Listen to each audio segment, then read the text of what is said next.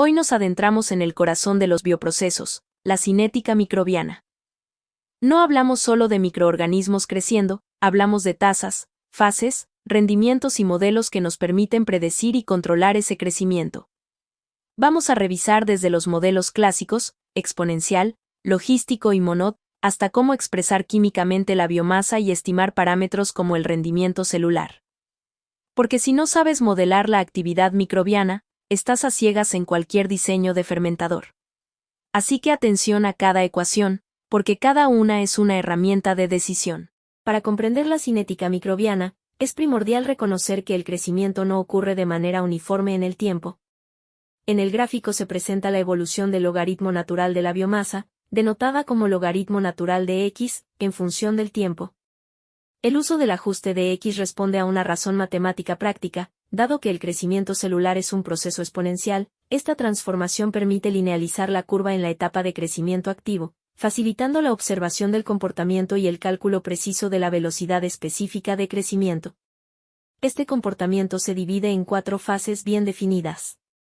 La primera es la fase de adaptación, conocida también como fase lag. En esta etapa, los microorganismos se ajustan a las condiciones del medio y activan sus rutas metabólicas preparándose para la división, pero la biomasa neta prácticamente no aumenta. Posteriormente aparece la fase exponencial. Aquí la biomasa aumenta de forma acelerada y proporcional a la población celular existente. Es en esta región donde se define la cinética de crecimiento propiamente dicha y de donde se extraen los parámetros cinéticos fundamentales. A continuación, el sistema entra en la fase estacionaria. El aumento de biomasa se detiene debido al agotamiento de nutrientes limitantes, la acumulación de productos inhibitorios o cambios físico-químicos en el entorno. En este punto, la biomasa se mantiene aparentemente constante, lo que indica un equilibrio dinámico donde la velocidad de crecimiento se iguala a la velocidad de muerte celular, es decir, el crecimiento neto es cero. Finalmente, se alcanza la fase de muerte o declinación. En esta etapa, la velocidad de deceso supera a la de proliferación. Se observa una disminución de la biomasa viable, impulsada por procesos de lisis celular y autofagia, donde las células degradan sus propios componentes o utilizan restos de células lisadas para intentar subsistir ante la escasez crítica de recursos. En el ámbito de los bioprocesos, la correcta identificación de estas fases resulta crucial, pues la cinética de reacción, el consumo de sustrato y la formación de productos dependen directamente del estado fisiológico del cultivo en cada etapa. A diferencia de una reacción enzimática clásica, en la cinética microbiana el sustrato no se transforma únicamente en producto, sino que también se destina a la generación de nueva biomasa. Partiendo de una biomasa inicial, denominada X sub 0, el sistema produce nuevas células.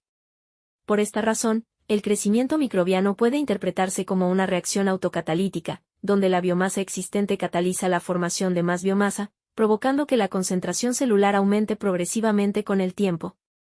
Un supuesto fundamental para una amplia variedad de microorganismos es que el crecimiento ocurre por duplicación celular, lo que implica que cada célula se divide en 2 tras un periodo determinado. Este lapso, conocido como tiempo de duplicación o T sub D, depende intrínsecamente del microorganismo y de las condiciones del medio. Durante la fase exponencial, se asume que este tiempo de duplicación es constante.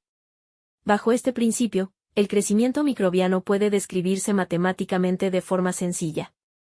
Este concepto constituye la base teórica para definir la velocidad específica de crecimiento y desarrollar los modelos cinéticos que se emplean habitualmente en los bioprocesos. Para describir el crecimiento microbiano durante la fase exponencial, se introduce primero el concepto de generación.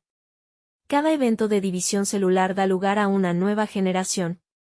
Si se parte de una célula inicial, correspondiente a la generación 0, tras transcurrir un tiempo de duplicación se obtiene la primera generación con 2 células.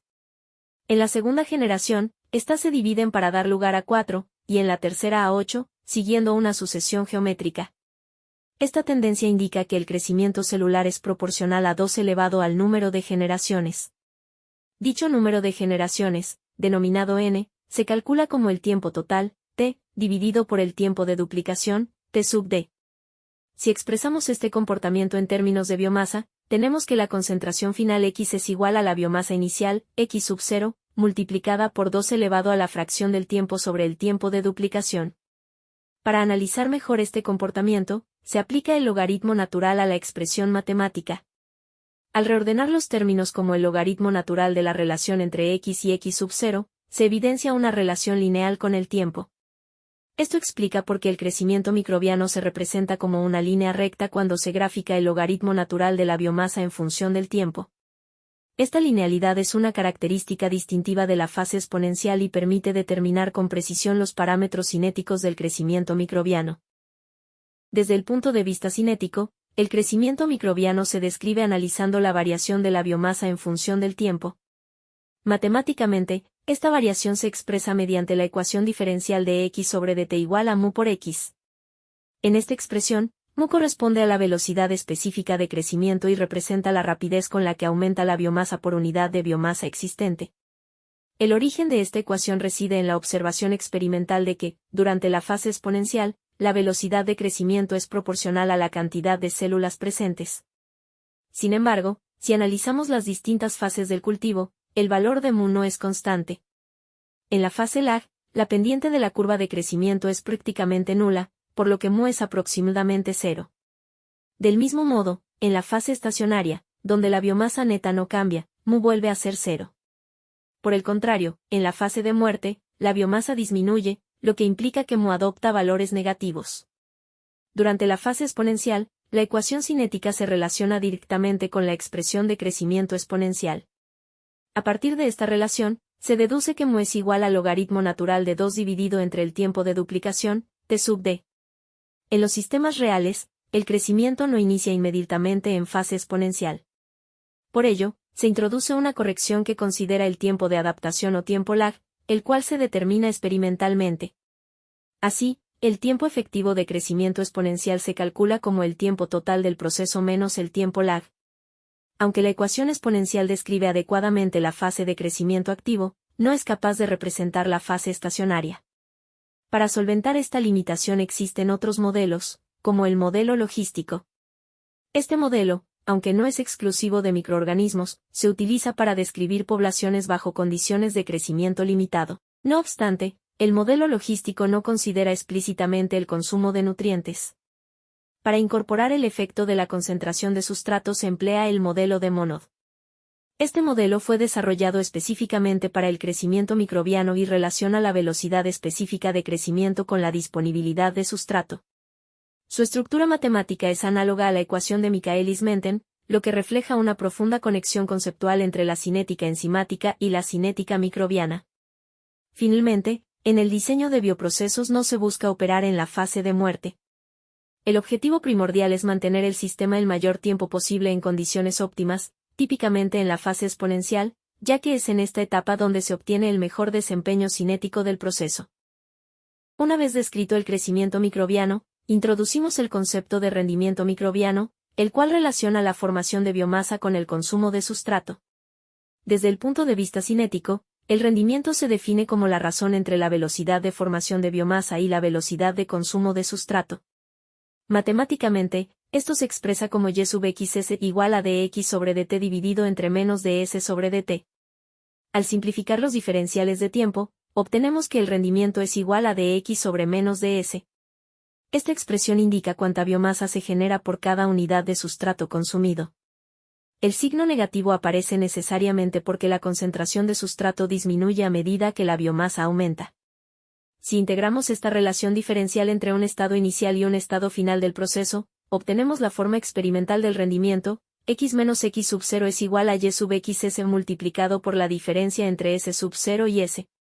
Al reorganizar la expresión, el rendimiento microbiano puede calcularse experimentalmente como la diferencia de biomasa, x menos x sub 0, dividida entre el sustrato consumido, s sub 0 menos s.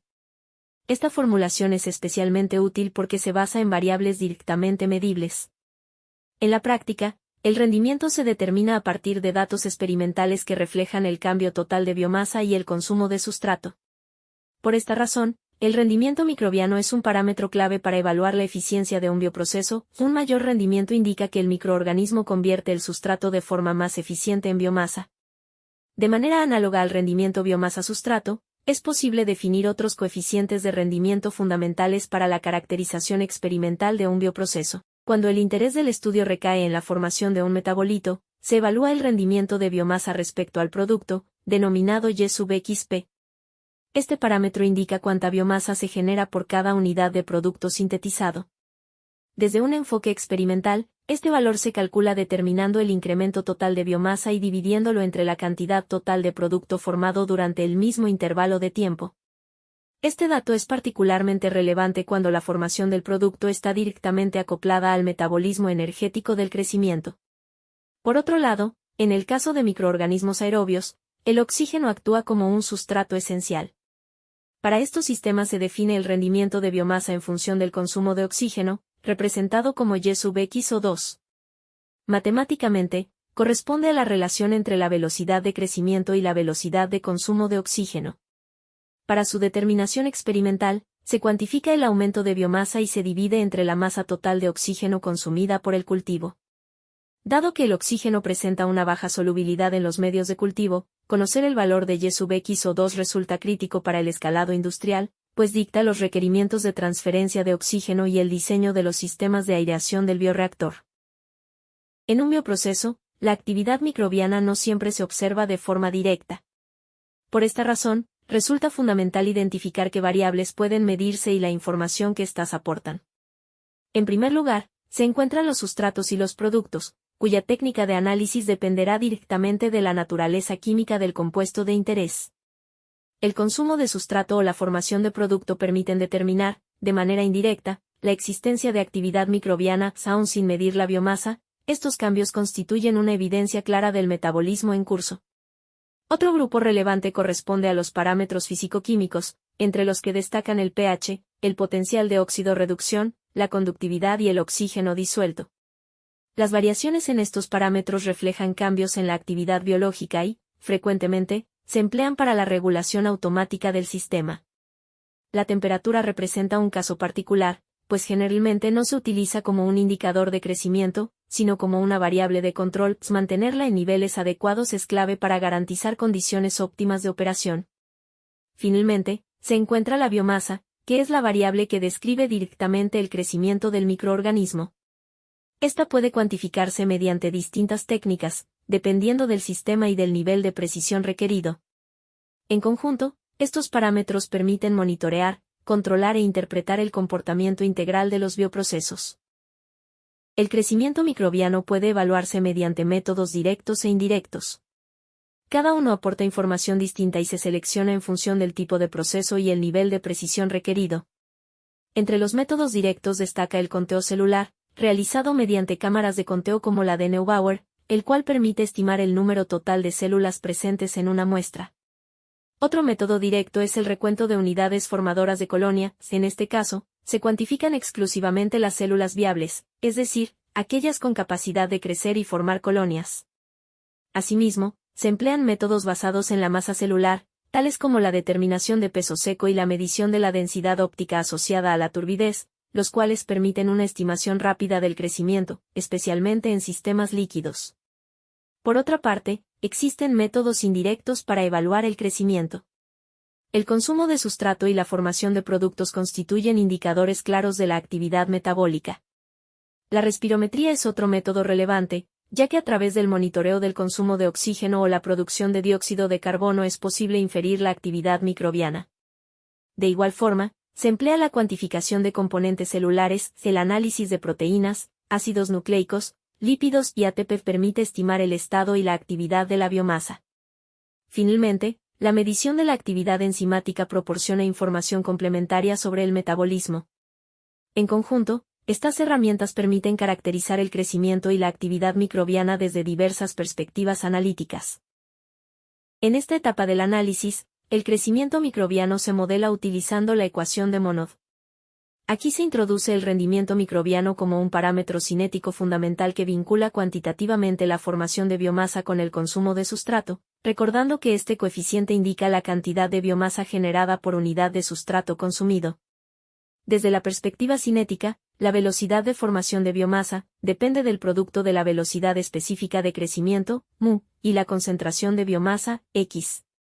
Sin embargo, en este modelo mu no es constante, sino que está determinada por la ecuación de Monod y varía en función de la concentración de sustrato, S. Esto implica un acoplamiento dinámico donde la velocidad de crecimiento depende simultáneamente de X y S, variables que evolucionan con el tiempo. La inclusión del rendimiento permite resolver este sistema. Al expresar el sustrato en función de la biomasa mediante el rendimiento, es posible reescribir la ecuación diferencial en términos de una única variable. La expresión resultante, aunque matemáticamente extensa, describe conceptualmente el crecimiento bajo limitación de sustrato. Al integrarla, se obtiene una relación explícita que vincula la biomasa con las condiciones iniciales y el rendimiento. Esta ecuación integrada relaciona los términos de biomasa y sustrato con el producto de la velocidad específica máxima y el tiempo, lo que permite predecir la evolución del cultivo. Este enfoque es fundamental en bioprocesos, pues conecta en un solo modelo el crecimiento microbiano, el consumo de sustrato y los parámetros cinéticos. Para que ocurra el crecimiento microbiano, los microorganismos requieren nutrientes esenciales en cantidades relativamente altas, conocidos como macronutrientes, los cuales suelen estar presentes en concentraciones del orden de gramos o miligramos por litro. El primero y más importante es el carbono, que se suministra comúnmente en forma de glucosa u otros compuestos orgánicos, sirviendo como fuente de carbono y energía. En el caso de los microorganismos autótrofos, este elemento puede provenir del dióxido de carbono. El oxígeno es otro macronutriente fundamental, suministrado generalmente a través del aire para los procesos aerobios, y cuya disponibilidad condiciona el metabolismo y la velocidad de crecimiento. Por su parte, el hidrógeno proviene principalmente de los compuestos orgánicos y del agua, participando en múltiples reacciones metabólicas y en la formación de biomoléculas. El nitrógeno es indispensable para la síntesis de proteínas y puede suministrarse en forma de proteínas complejas, sales de amonio o nitratos.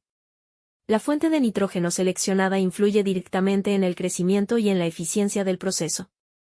El fósforo se incorpora principalmente como sales de fosfato, siendo un componente clave de ácidos nucleicos, fosfolípidos y moléculas energéticas. El azufre, por otro lado, se suministra como sales de sulfato o sulfuros, y forma parte de aminoácidos esenciales como la cisteína y de diversas proteínas. Finalmente, elementos como potasio, calcio, magnesio y hierro se requieren en forma de sales.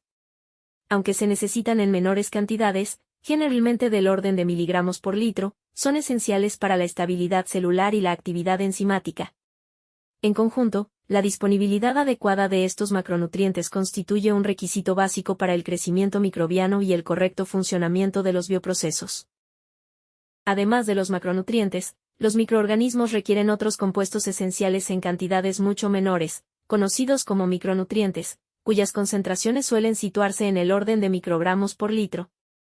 Dentro de estos, un primer grupo corresponde a los iones metálicos, tales como manganeso, zinc, cobalto, molibdeno, níquel y cobre, los cuales se suministran generalmente en forma de sales. Aunque su requerimiento es mínimo, resultan fundamentales al actuar como cofactores enzimáticos y reguladores metabólicos. Otro grupo relevante lo constituyen los factores de crecimiento orgánicos, como los aminoácidos. Si bien algunos microorganismos poseen la capacidad de sintetizarlos internamente, en otros casos deben ser suministrados exógenamente en el medio de cultivo para viabilizar el crecimiento. Asimismo, son necesarias las purinas y pirimidinas, precursores esenciales de los ácidos nucleicos cuya disponibilidad resulta clave para la síntesis de ADN y ARN durante la división celular. Finalmente, las vitaminas desempeñan un papel crucial actuando como coenzimas o precursores de estas en múltiples reacciones metabólicas. A pesar de encontrarse en bajas concentraciones, su ausencia puede limitar drásticamente el desarrollo celular. En conjunto, aunque los micronutrientes no aportan energía ni constituyen una fracción significativa de la masa celular, son indispensables para el correcto funcionamiento metabólico y el crecimiento de los microorganismos. Los microorganismos pueden clasificarse atendiendo a tres criterios fundamentales: la fuente de carbono, la fuente de energía y la fuente de electrones. En primer lugar, según la procedencia del carbono, se distinguen dos grupos: los autótrofos, que tienen la capacidad de utilizar dióxido de carbono como principal fuente de carbono, y los heterótrofos, que requieren compuestos orgánicos preformados, como la glucosa, para la síntesis de su biomasa. Una segunda clasificación se basa en el origen de la energía metabólica. Los organismos fotótrofos son aquellos que captan energía lumínica, mientras que los quimiótrofos obtienen su energía mediante la oxidación de compuestos químicos, ya sean orgánicos o inorgánicos. Finalmente, Los microorganismos se categorizan según su fuente de electrones. Los litótrofos utilizan moléculas inorgánicas reducidas como donadores de electrones, mientras que los organótrofos emplean moléculas orgánicas para este fin. Es importante destacar que estas clasificaciones no son excluyentes, la descripción metabólica completa de un microorganismo se realiza combinando estas categorías, como en el caso de los quimiorganoheterótrofos. Comprender estas distinciones resulta fundamental para la correcta selección de las condiciones de cultivo y el diseño adecuado de bioprocesos. Si hoy entendiste cómo se comporta un cultivo microbiano, cómo se mide y cómo se modela, entonces ya tienes una ventaja en el diseño de bioprocesos. La cinética microbiana no solo explica el crecimiento, te permite optimizar medios, ajustar tiempos y escalar procesos. Desde el pH hasta el consumo de oxígeno, cada variable cuenta. No te detengas en el gráfico, piensa en el bioreactor que lo está generando. Así es como se transforma datos en decisiones reales.